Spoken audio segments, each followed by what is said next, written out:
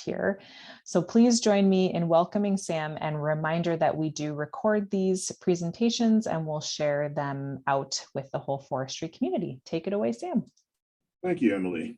And thanks for all the time spent trying to connect me since last year to this event. Must apologize for my last episode. Don't know what happened, but I'm sure we'll make up for it and hopefully get some information out to everyone today. You gave my bio so well that I'm not sure I have anything else to say about myself.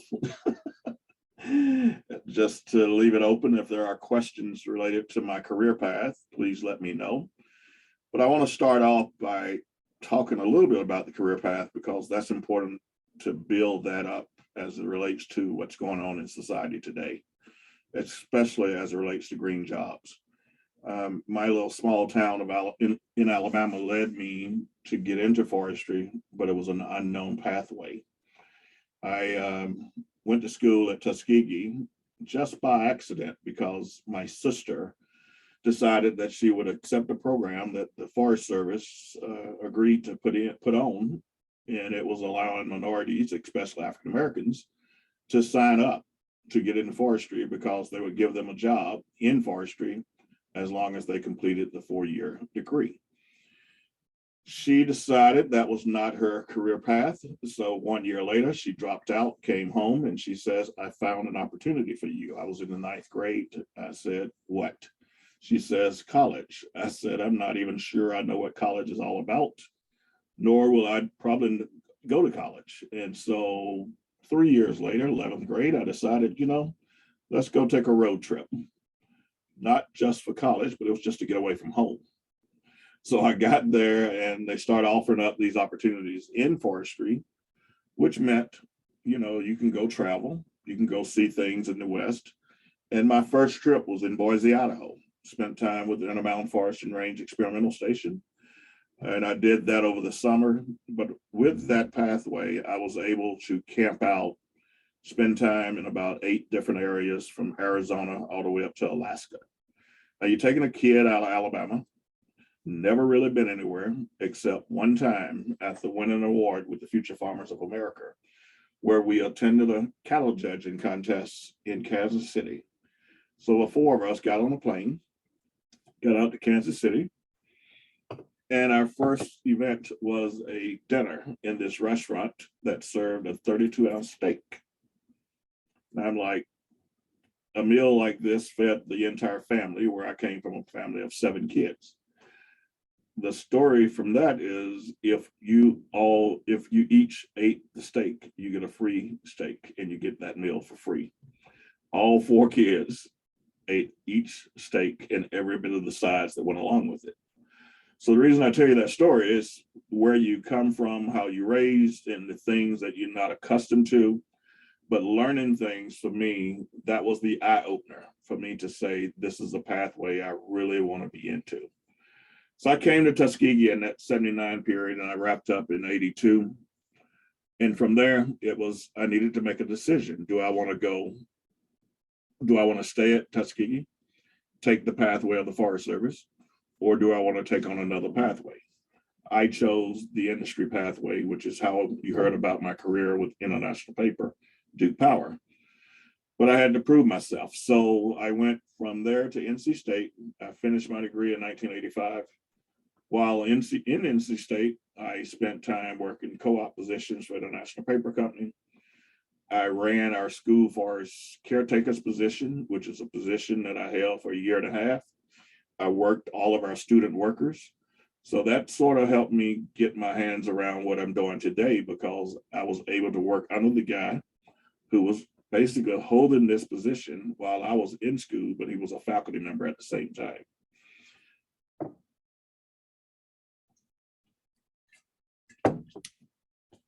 And his name was Jervis, and he and I became very good friends along the way. He was the sole reason that I got invited to come back and interview for the National Paper Company. Now, I lead into all of this to tell you and others, especially students, never underestimate who you work for, who you work with, and the type jobs that you take on. every job I've had have led to a career move in my career to date, even to the point that there's some jobs I hated. One I hated the most, which is when my career in IP, which would have been around 2002. I accepted a position as a mill manager in a small town outside of Georgetown, South Carolina. I call it my 3 years of hell. The reason I call it that is you took a kid who learned forestry, who enjoyed being in the outdoors, stuck him in an environment where his entire world was about making sure this mill ran 24/7, in training and working with employees that, one, didn't have the background to be able to run things. You had to tell them everything. So I had to reshape my mind, reshape the others that I managed, and learn how to operate in a manufacturing environment. So that was an eye opener. I was successful, got out, and I ran what we call a region for about 3 years until I retired on the early side, because we sold all of our land and sold our lumber mills, anything to do with the manufacturing of lumber. I took the early retirement and went on, and that's how I got into my consulting business. I was able to spend time with this group called the Center for Heirs Property Preservation. Most of you may not know what heirs property is, but the easiest way to describe it is land that is still titled under multiple owners, and it's primarily family land. And it's titled in the deceased person's name, and it could be 2 or it can be hundreds. Problem with it, this goes back into the 1900s, especially as it relates to slavery for a lot of African Americans. They were not able to learn how to read and write, nor were they able to take their land and get titles clear, because a lot of things happen around land theft.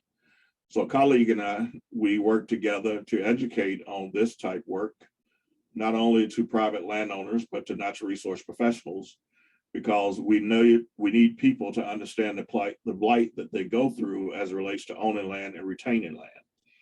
So I do that through my consulting firm that allows me to spend time helping colleges, especially historically black universities, and nonprofits that have anything to do with landowners, helping them to see that there is a pathway to success with their land. The heir property side of the business is not easy, it's not simple, and there's not a simple solution. It's all about education, it's about bringing people together. It's also about managing problems among people that sometimes need what we call a disciplined way of communicating with each other. And we need lawyers to help out. This problem is not just a Southern problem. It's not an African-American problem. It's a nation problem. I can take you to the Appalachians and you'll see the same thing with the same type people, just a different color. We can go to Hawaii. There's episodes of problems that have went on over there. There's Indian country who have the same issues. It may be called something different. So we have been able to work across the system with a group called the Southern Rural Development Center to help define solutions and educational materials to help share in some of these communities that helps others as natural resource professionals help those landowners in their community.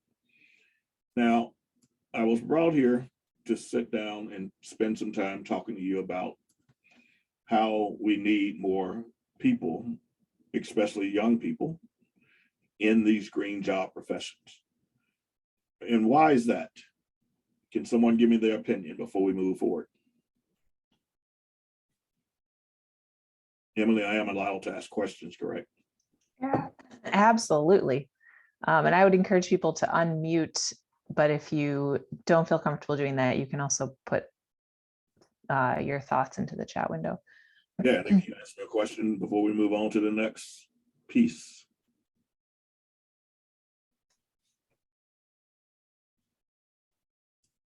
Okay, quiet bunch. So let's think about this. I did a little research on this topic right before, I think it was in the past couple of days. what I've now seen is over 200 million students are currently enrolled in the higher education system.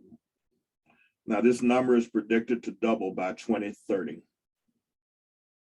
Someone says I'm in a loud space, so I cannot unmute, but it is due to needing people who can relate to younger landowners. I totally agree. And that's a big part of my effort in the work that I do today, which we'll talk about toward the end.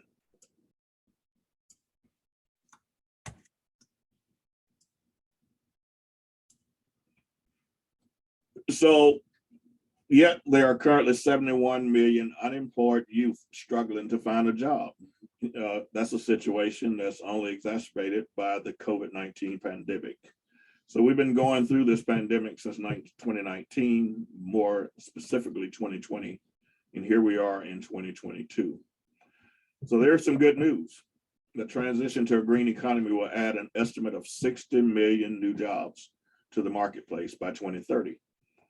So the green transition can generate millions of jobs, but these are conditional on the availability of relevant skills and training. So what do we need to do? We've got to provide more education. We need to provide more opportunities, but we need to create more outreach to bring kids along to understand that this opportunity is available to them.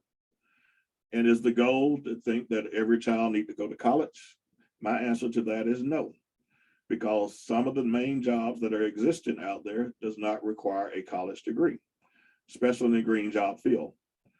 The pressure that COVID-19 put on the education and training institutions have already significantly disruption in the education system, including where we have other places, especially we had it here, graduation delays, had with a reduction of an unprecedented number of students that just didn't finish or didn't return, nor did they decide that this was the right path for them.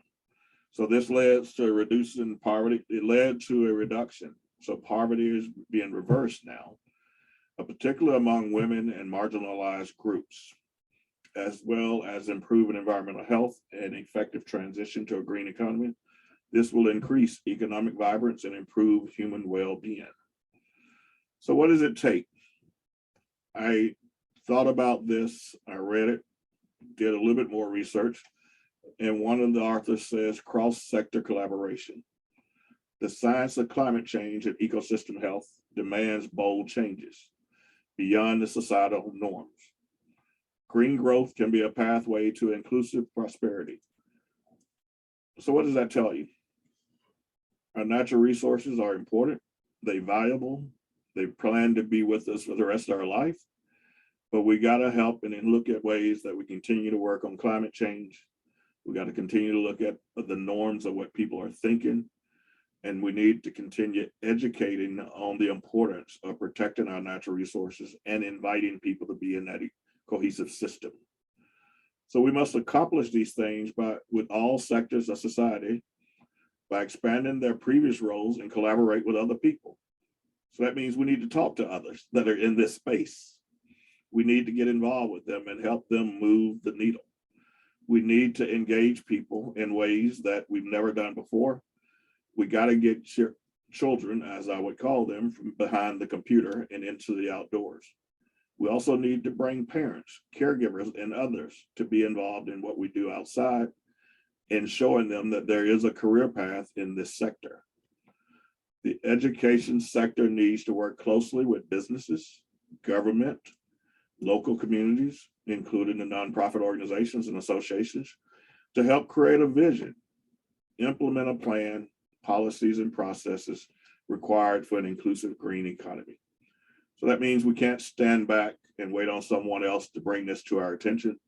We need to get ahead of it. We need to work with people on that plan, and we need to do it. We need to do it from the community level. The higher education can act as a convener to encourage cross-section collaboration.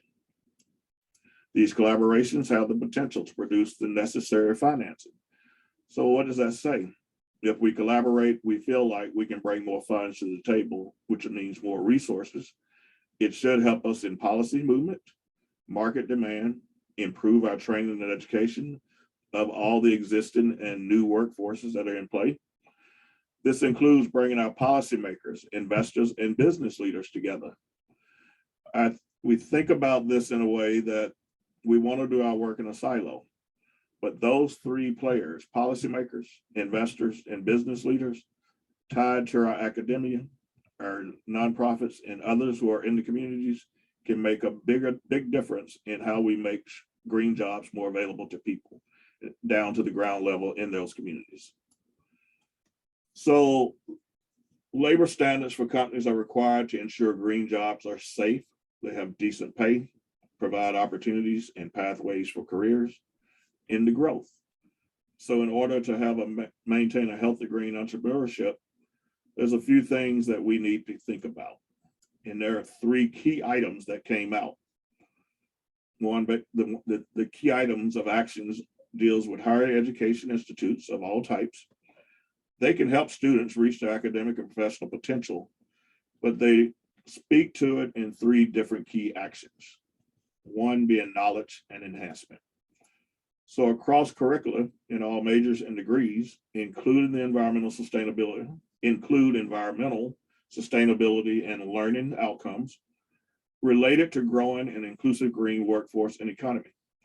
By doing this, students are prepared for the growing number of green jobs, such as curricular updates will also help students make decisions that to support an inclusive and green economy in their adult roles as consumers, community members, employers and employees, family members, and investors. So tell me something. That seems to be everybody, isn't it? If we can connect the dots just with that group of people and expand their knowledge and enhance it, providing them an opportunity to help share this knowledge in their communities and with their friends and family members, that's one important element that can move the needle forward and not backwards. So we got to introduce skills and competence development. And we need to do this for educators and trainers. And it can be done through enhanced professional development. We need to equip our educators, the trainers, and other staff with the ability to teach students the competencies and skills required for green jobs. So we got to step back and make sure we know what we're doing as it relates to helping students come along. But most importantly, not only the students, but counselors and others, so they can guide the students in the pathway that they can have success so they do not walk out of here with not a purpose. So for students, do it through curricular updates, which includes change management competencies and specific green skills so students are prepared to green the local and global economies. So this is not just a USA problem, it's a global problem. The jobs exist beyond our borders, allows us to be successful, and will give you an opportunity to get out there and work in that green space. So the last is job opportunities. We got to strengthen the ties between the employers, potential employers, the educators, and the students. This will allow the students to gain employers' input for curricular updates and increase job placement. Now, that's a fancy way of saying, let's get our employers to work very close with us. As we in the academic world, we need to work very close with the government sector and the outside population. We need to be listening to them about what are the careers that they're trying to hire. And then we need to change our curricula to ensure that we meet the demand so students have successful roles when they get out of here. Now, why is that important? Someone chat it to me or speak up.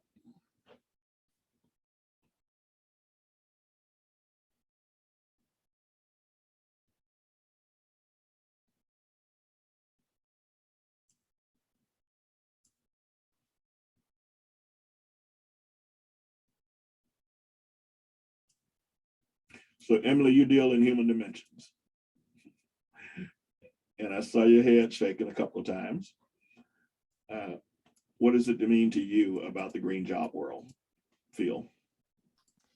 I think we suffer, for lack of a better word, in forestry, conceptualizing how we fit into the green economy. I think a lot of people perceive that it's careers in solar energy and in environmental protection, and that forestry is sort of this natural resources field that's somehow related, but maybe outside the green jobs community. And I think that's incorrect, that we have a major role to play. And I think that's being recognized more now that we're seeing a lot of support for forests as a natural climate solution and all these other kind of initiatives that have come about in the past few years. So I think it's important to support forestry students in particular in framing themselves and presenting themselves as attractive candidates in all of those job markets. And I totally agree. And I want to take it a step further. First, I have a question. Do y'all have an environmental science program, and is it tied to your forestry department? No, so it's in the same College of Ag and Natural Resources. It's the department's called Community Sustainability, and I think there's 2 majors within that. So we have quite a bit of crossover. I teach human dimensions and natural resource policy, and this year I think about 20% of my students in class are environmental science majors. Okay, and so the reason I asked that question, our environmental science group was about 200 strong every year, not involved in our College of Natural Resources. They stood alone. And I keep asking myself, and I ask others, and there's now people listening, what are we doing wrong when we can recruit 200 to 300 environmental science students and an average of 25 to 30 at the most in forestry? There seems to be a disconnect, and we need to figure out how to bring those 2 together, because no one that I know of in forestry has any way of not wanting to protect our natural resources and in caring about our environment. And I totally agree on the fact that we have not seen ourselves as the green job sector. And I applaud the work the Sustainable Forestry Initiative, along with now Project Learning Tree, and other organizations that are bringing the forestry to the forefront of where we are as it relates to green jobs and how do we play a bigger role. Including now that I serve as our vice president for the Society of American Forestry, there's been a lot of crossover of the work that's going on at SFI, SAF, now work that I deal with the World Forestry Center, is constantly bringing those things as relates to green jobs to the forefront, helping to educate the public, but including the business community and the academia along the way. So we need help from everyone out there to help us ensure that we keep this in front of people, but also engage them in ways that they can demonstrate that we are part of the green job community and the change that's impacting the world. Ray Joe, you teach forest economics, so give us a little background on your work as it relates to green jobs. Yeah, I somewhat echo Emily's points that there's a distinction between resource economics and environmental economics, and people are more concerned about the environmental economics, and green jobs are related with those rather than resource economics. And I believe that if we don't utilize things, if we don't generate revenues, there's a disconnect in management. So I think that we need to do a better job in connecting that. As you said, there's so much student enrollment in environmental sciences, and there's so less in forestry, even though both of them talk about the same thing. Both of them are concerned about conservation and protection of resources. So I think we need to market ourselves better, present ourselves better, and on what we are already doing, and then connect ourselves with the green job. Green, maybe change the narrative to green means green like tree, not like solar panels or wind or just nuclear power and all that. All that, yeah. So we may be lacking the definition of green jobs. Yeah. And I saw a couple of things around the green jobs, the decent jobs that contribute to preserve or restore the environment.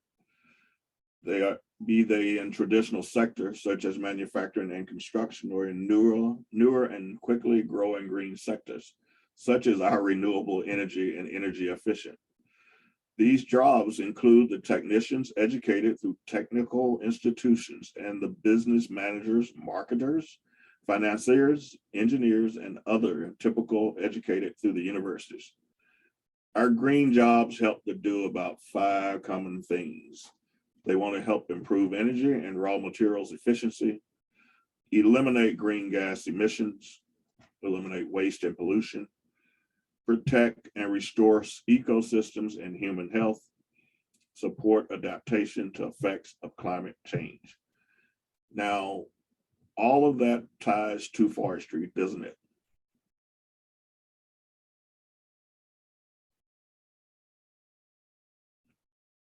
I see your head shaking, Regina. So if we fall into that definition, think about the many opportunities. So every country is well suited to benefit from these opportunities. Globally, green jobs are growing more quickly than other jobs. Some of these quickly growing jobs fall in these areas with significant positive environmental impacts, which includes built environmental technology, energy, transportation, buildings, and infrastructure. All these things that we've been hearing now, not just in this administration, but for many administrations in our past. We got to do better with making sure we can carry through. So the renewable energy sector employed 11.5 million people just in 2019. So with added investments, jobs in renewables could reach 42 million by 2050, with another 21.3 million in energy efficiency and 14.5 million people in jobs related to power grids. So that goes back to solar, it goes back to the renewable side of the business, but it also adds into our construction side of the business.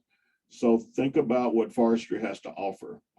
We are 100% wood, and we offer all our paper products. We need power, and we built, and I'm here right now in my job. I work in every one of the sectors. I'm negotiating a solar farm. I have a timber deed that we sell in timber. I generate $3 to $5 million a year for our college with over 100 and some thousand acres of land by monetizing the different aspects of the work that we do. And guess what? I'm just a forester. So I was trained from ground up. I learned the business. I work with others across all sectors to ensure that we have the opportunity to look at everything that we have and do on our land to get us where we need to be.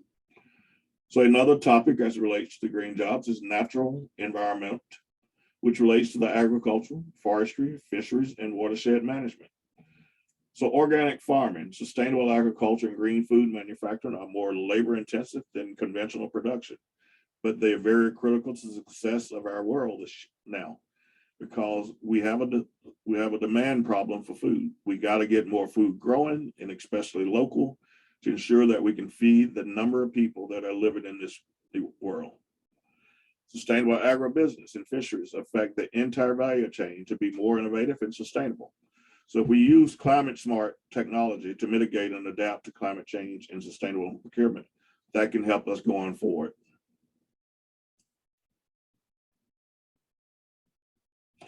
And I want to make this clear to your students.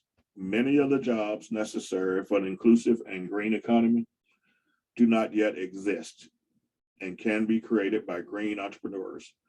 So all of you that want to be rich overnight, here's your opportunity.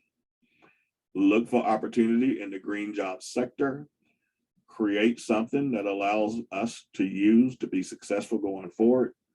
And you can probably come back to us and say, look at how I took advantage of this green job sector and help bring others along. You know, we all want to be rich quick, and not everyone will. So spend some time thinking about what is the entrepreneurial relationship you have, how you can have that mindset, and what are the skills necessary to get into that market space. I have a question. A lot of this disconnect is due to how often in the West we see economic issues as separate from environmental issues, when in fact they are directly related. So Tara, you want to speak a little bit more to that?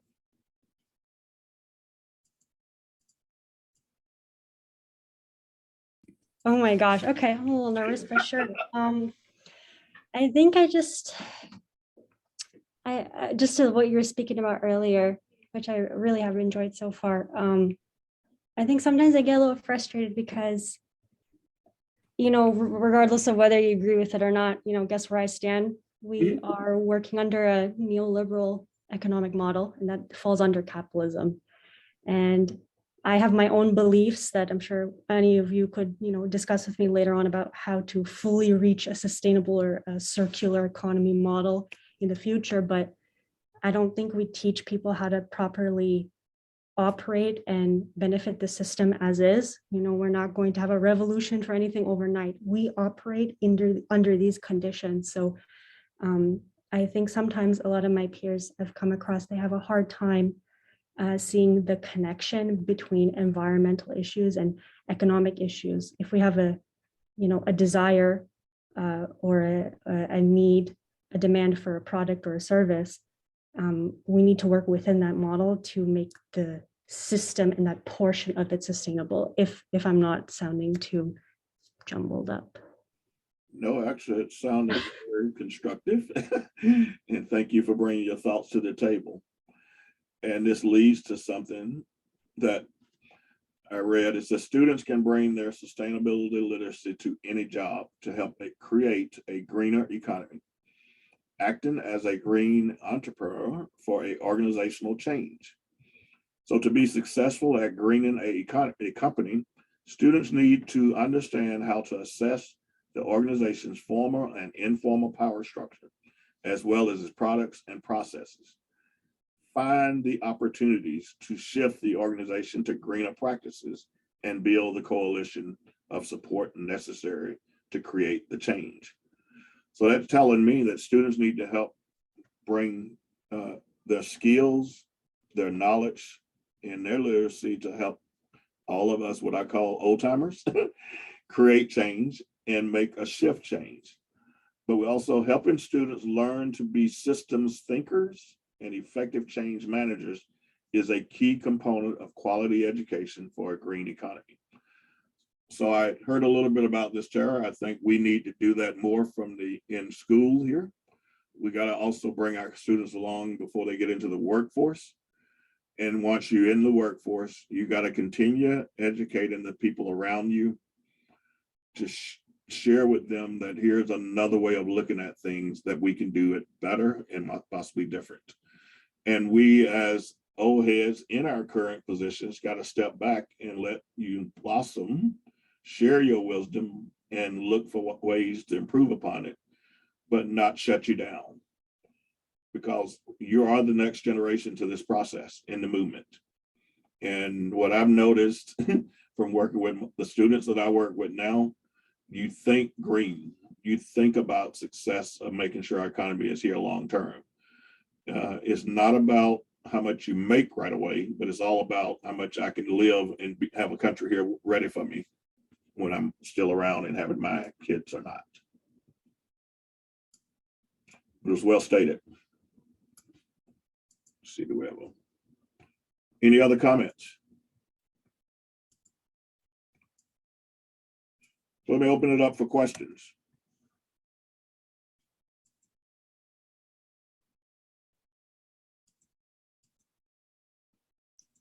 While everybody's thinking, I'll ask you, Sam, since these are different times. How have you seen some of the advice you've been giving students shift and change with all the remote access and Zoom and lack of in-person activities? My go-to is always to tell people network, go and meet people in person and ask about opportunities and just build your network.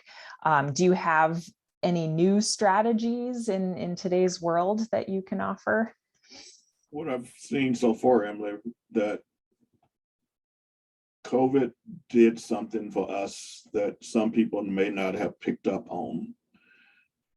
The students were already in what I call the technical, electronic, virtual world. It was people like us that was trying not to be in that space. what it allowed us to do is really open our mind up and say, we can't, if we want to still operate, we got to be there. The shift that I had to do and help facilitate with our students and others, especially, I call it the younger generation, is show them how to help bring the, I call it the elders along, and learn how to network now virtually in their space, bringing them into your space, and then figure out, which was very important once we came out of year one of COVID. And we always had this standing joke. Foresters have always done social distancing. So we tend to meet people in the woods. We don't have to be all up on you. And we typically ride by ourselves to get there, and landowners or people tend to ride by themselves to get where they need to be. What we gave up was the internal meetings, social networking, but the virtual platform allowed us to do that across the board versus just in my own little space. So I teach a fall kind of, it's called consulting forestry supply chain, but it's really more career development to help them see the many opportunities in the field of natural resources, especially forestry. Prior to COVID, my reach for bringing a person in was, you probably had to be within 30 to 60 miles to come visit us for a 2.5, 45 minutes class on a Monday night, starting at 6 o'clock. When COVID hit, we went virtual. I was able to pull people from Hawaii, India, China, you name it. So my bandwidth really expanded, but it also helped shape the students that participated in the class to say, oh, I don't have to stay in my back right where I grew up. I can go here and do these type jobs. They were able to see many other types of jobs that they probably never would have got a chance or an opportunity to see, because we wouldn't have had those positions sitting right in the back door. But helping students to realize you can still network, you just need to do it differently. And then helping our elders remember that the equipment is a necessary tool now for them. And it really helped our landowners, because they refused at one time to do anything virtual. Now they're having Snapchats with their grandkids and spending time having video chats with other people. So I think it was a win-win for us. Excellent, thank you. Yeah, Rich. Hi, Sam. Rich Kobe here. Could you provide an example of a new or emerging career or job that in the green field that the skills that a forestry major would be well qualified to fill? One that is probably not new, but it's now opening up to most of our foresters that come out and they want to be in the consultant world space, is the environmental side.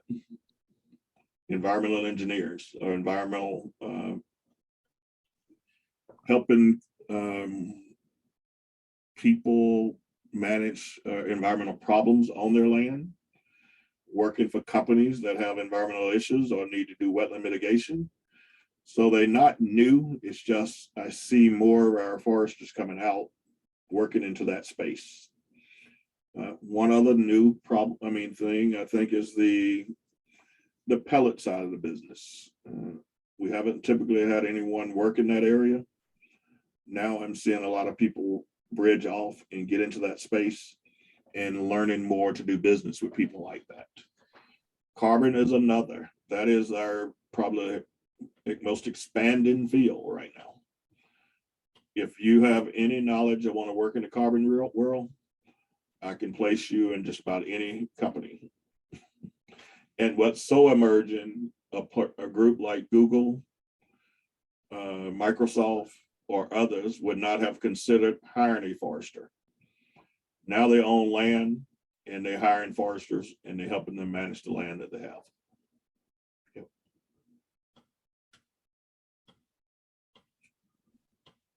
Thank you.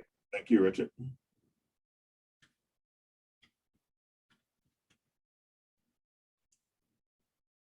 Other questions?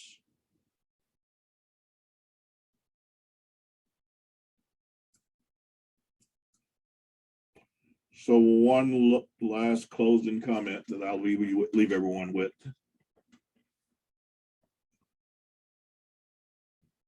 I had no idea when I started in college that I would be where I am today.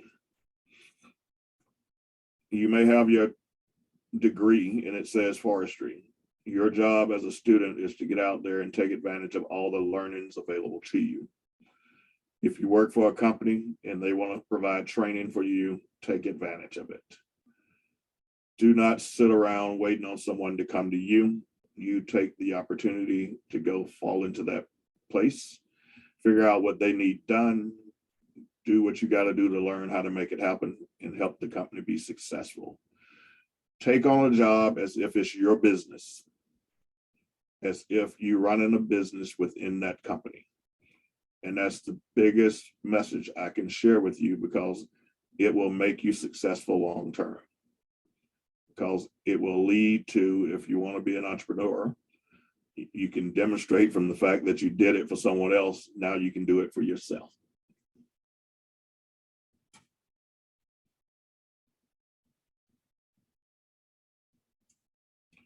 Richard, what do you do? Well, I do a lot of different things. I guess I would think of myself as a lifetime learner and a curious person.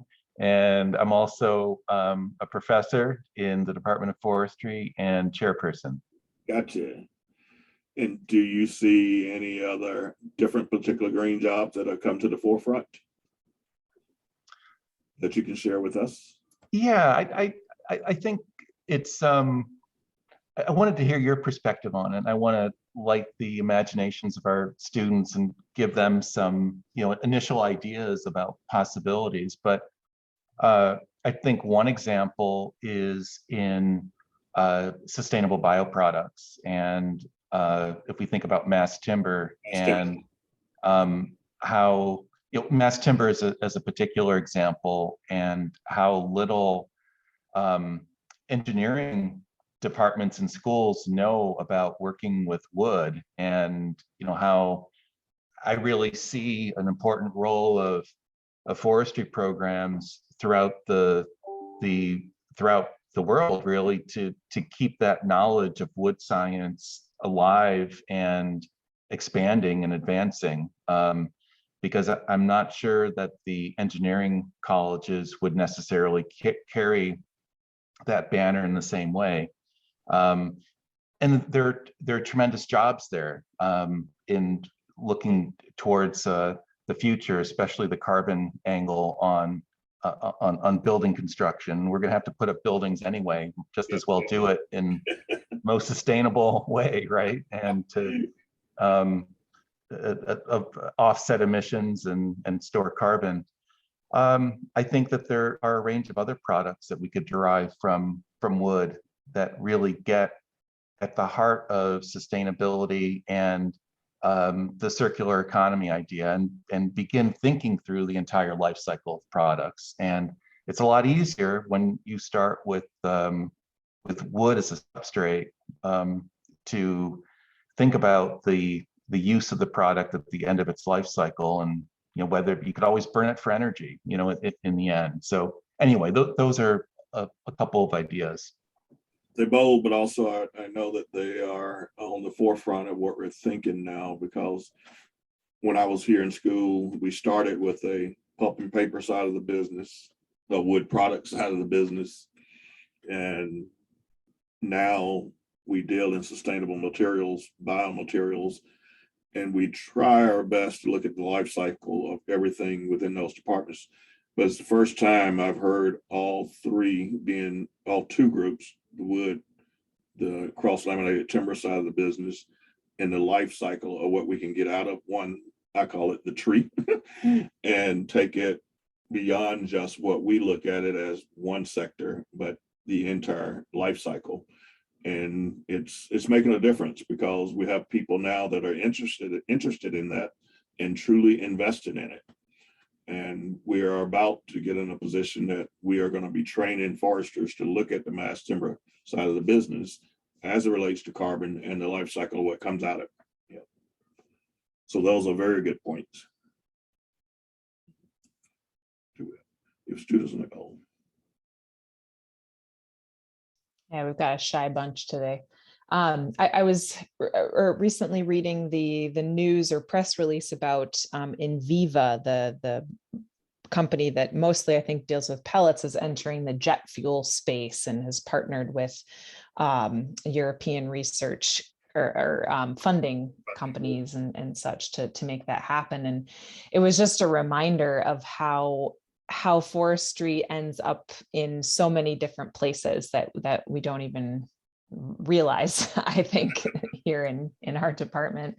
But also the policy piece. I think one of the challenges we face in the forestry sector is getting our message across and making sure that forests are adequately addressed in policies, particularly environmental and green policies. So I see there being a lot of opportunity there too. I think that's one of our weakness as the forestry space, in the forestry space. We tend to think everybody know what forestry means. And we speak to ourselves versus trying to get it down to where people can understand it. And that way we can help bring them along. And we got to do a better job of changing the narrative, so people realize that we're not just out here to cut a tree down and make a piece of paper. and the Inviva is a big, it's probably the most controversial topic over here in North Carolina. I bet. Yes, and they are doing great work for the landowner who needs them the most. And then others want to put a different spin on it, which can impact them significantly. So trying to get people to see that there's room for both sides. Yep. Yeah. And I think some of those jobs in sort of translating and conflict resolution. And I know there are quite a few students in my classes interested in working for non-governmental organizations who often play that role in advocacy, translating science and dealing with conflict. So I think that'll be a growing space too. Well, it is a growing space because it goes back to Richard's question, and I lost sight of this as a response. A lot of our non-NGOs, including the conservation world, they're hiring our foresters for that knowledge. The group that I spent time with called the Sustainable Forestry Land Retention Program, that was under the U.S. endowment, but they went to individual nonprofit sites. These people had no idea about forestry and the impact and what it can do within those communities. And for those that took it on and really engaged in bringing the natural resource professionals to the business, it has blown up their NGO. It has shown landowners that they can still manage their land, understand the relationship, get income from it, and now they have a pathway to pass it to the next generation. And prior to that, which was 2013, we had landowners that were clueless. No idea that this was available to them or an opportunity. And so that has opened up many opportunities just for foresters who want to work for NGOs.